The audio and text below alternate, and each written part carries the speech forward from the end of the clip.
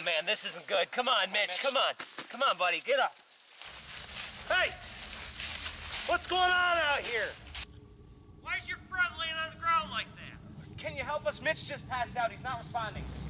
Passed out. Maybe I should arrest you two for the murder of your friend. What? Seriously? Well, why are you following us? Come on, let's go. Over here. He could die. I'm staying right here. I don't care how this ends. I got 3 bullets. Either you come with me right now, or you're gonna meet the devil. Let's go. Yeah, not such a bad choice after all, huh? Do you really seriously think we did anything? Shut up. Stand Seriously? there. Turn around. Stay right there. Don't move. And don't turn around. I said don't turn around.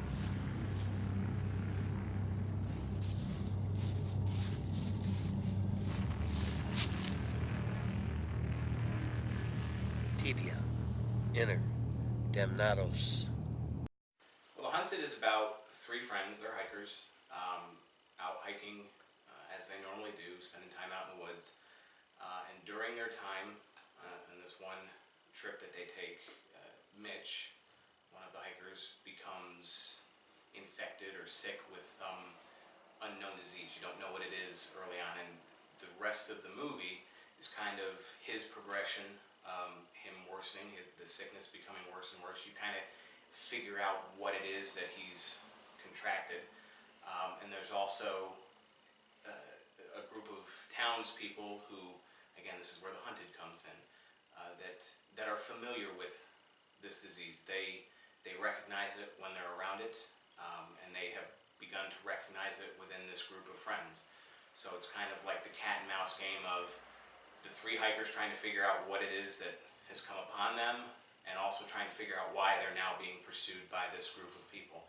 And throughout like I said, throughout the entire movie, there are several different plot twists that, when I first read it and we started doing it, made me think a lot of some really good movies with great plot twists, like The Sixth Sense or The Book of Eli, where you think you see where the movie's going, but then all of a sudden you're hit with something. It's like, wow.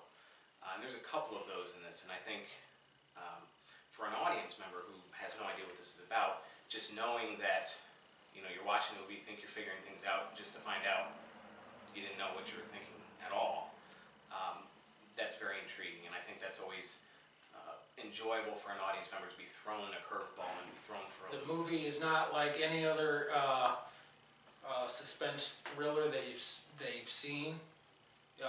It's an original take on an original idea, and if you're out to see something that is new and not what you've already seen, I've seen a shit ton of horror movies, and the ending got me when I was reading it. So if it can get me as a person partaking in the project, get me interested in doing another one, anybody would want to come see this.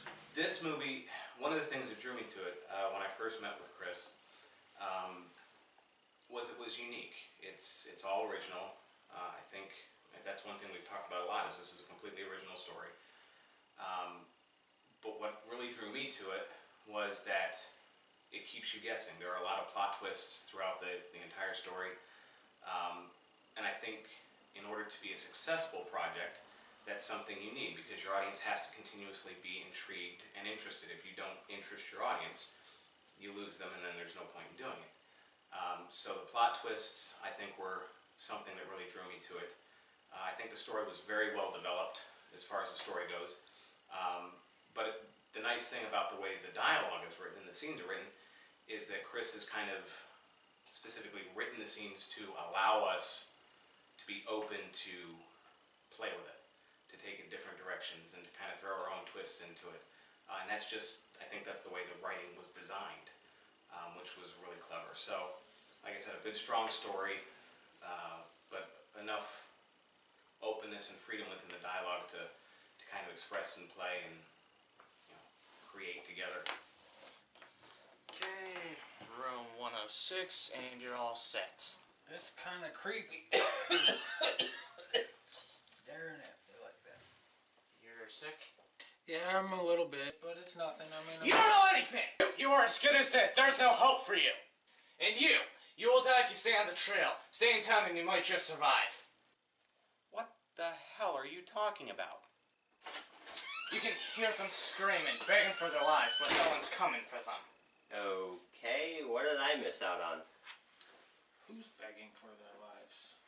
Where are they? To write. But how long have you been writing, acting, directing?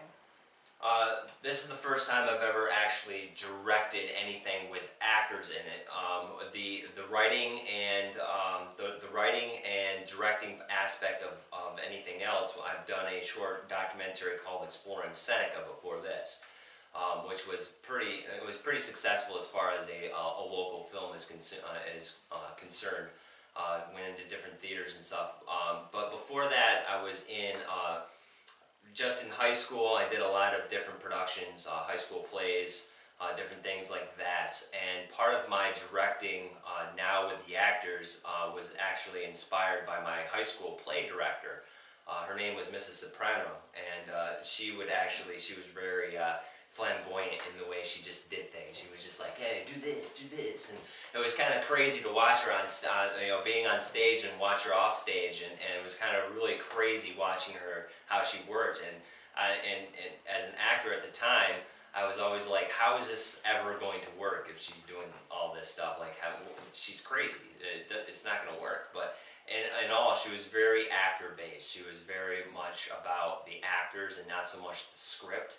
Whereas the script is more of like a guideline that you should follow, and not really, for the story and everything, making sure that the story flows, but making sure that the actors feel comfortable in the role that they're portraying. So as far as that, that's my inspiration for directing now in The Hunted. Just to let the actors act as they naturally would, and react to different things in the film, and kind of, stepping aside, putting my ego aside, if you want to call it that, about the writing and everything like that, just kind of putting that aside and just saying, okay, well, this works better your way, so that's fine with me as the writer and director. That's fine if it works for you better that way and it looks better presented on film, then I'm all for the actor's idea. So as far as my timeline of acting, I would say that stems back to my high school plays, and doing 4 years there, and doing all that, doing major productions as far as on stage in high school. I was major role every time, so that gave me a lot of experience. And then taking the inspiration from the director then, incorporating it now, and then now I'm doing my own films and writing my own scripts. As far as the writing goes, I've been writing all the way back since I could remember, like probably elementary/middle school. I've been writing stories, different little plays. I would just write kind of for fun, just write my little notepad for, study hall. I would just write down like for 30 minutes I'd put together this little play in my head and write it out as a little tiny script. No one ever saw those, but I was always like, oh, well, this is kind of fun, just pass my time and write. And then I got into poetry and short stories and kind of translated that to the first film as Exploring Seneca, and did an actual historical documentary on the Seneca Lake Serpent. And then now I've stemmed into doing my own, going back to my story writing, I've stemmed into actually doing a scripted fictional film. As far as having a vision for what he or she wants out of the picture, I think it's important to have an extremely die-hard, strict, structured director. As far as within an individual scene, dialogue, I think dialogue is something that's driven by intention, as is movement within a movie or on stage or whatever. It's all based on intention. So if you're basing your performance and your reactions, if you're hopefully giving them as naturally as possible, you need to also have a director that allows you the freedom to say things that might not be scripted, but are being driven by your performance and your intention that is being created naturally on screen. So as far as an overall picture of what he or she wants within a scene, I think it's important that they be very structured and have very good, clear vision of what they want. But within the dialogue, I think it's important to allow for flexibility and for freedom, because if you don't, some really good stuff could be left out. If magic happens on screen, you have to allow for that to happen. And like I said, with the way this is written, I think the scenes are very clear with the way they're written, and the overall picture of what we're trying to achieve, but the dialogue itself, the actual interaction, the scripted interaction between the characters, is written in a way that allows for that flexibility and allows for a collaborative effort where if somebody says something or does something that makes me react in a certain way, I feel free enough that I can say what my character is feeling at that moment. So it's very well written that way. Basically, my thing is that I come up with a couple of different good ideas. I have an outline that I do, and I write it much like kind of just like a story, like a short story or somebody writing a book would do. In that I write an outline of different ideas and piece these ideas together. Then I have kind of a short story, and then so that takes some time. That probably a good at least a few weeks on that, like 3 to 4, maybe more weeks on just writing that and coming up with the ideas and different things and different twists and turns that you can do with writing. And then after that, after I get this outline done, I start to go back through and piece together, and really think about the story. Like when I write something, it's visually in my head. Like I'm actually a character in my story. I am wrapped up. So when I write, I'm actually writing as if I was there. Okay, so when I'm doing the scripts, I kind of think about the situation that these people are in and the story. And I write the dialogue for each character as if I would think that people would naturally communicate between each other in that particular scene. So the scripts altogether take a long time. I think The Hunted, took me probably about 5 months roughly to do just the script. So it was about 5 months of writing of just the script, and then probably another month and a half of just outlining the story. So it takes a long time for me to write a script, but essentially my first process is to write the overall summary idea of the story. Sit up! Don't fucking move. Don't fucking move. I said don't fucking move! Sit up! You move, you're fucking dead.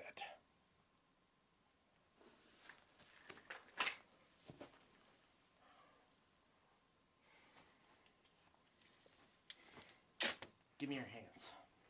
I said give me your hands. Give me your hands, motherfucker!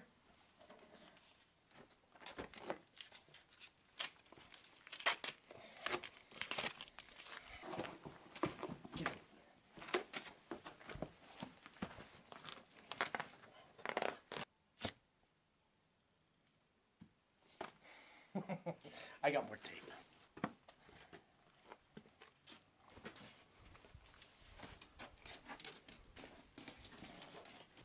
And what's your favorite scene in the movie?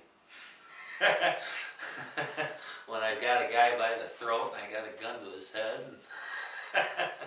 and I'm gonna put a bullet in his friggin' skull. So I think that's probably my favorite part so far. It wasn't supposed to be like this! Why? Why did you have to come here? Come to this place and fuck everything up!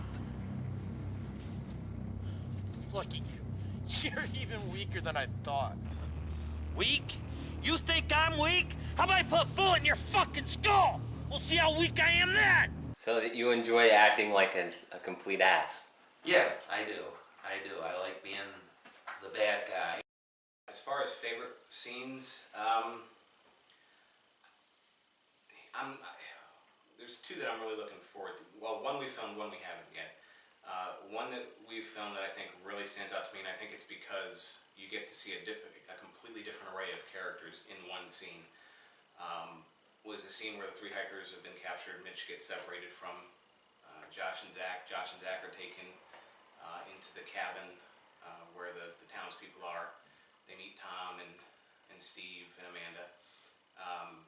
And I think that scene is interesting because there's a little bit of dialogue between each individual, so you kind of get to see an array of different personalities on the screen at one time, which is kind of interesting.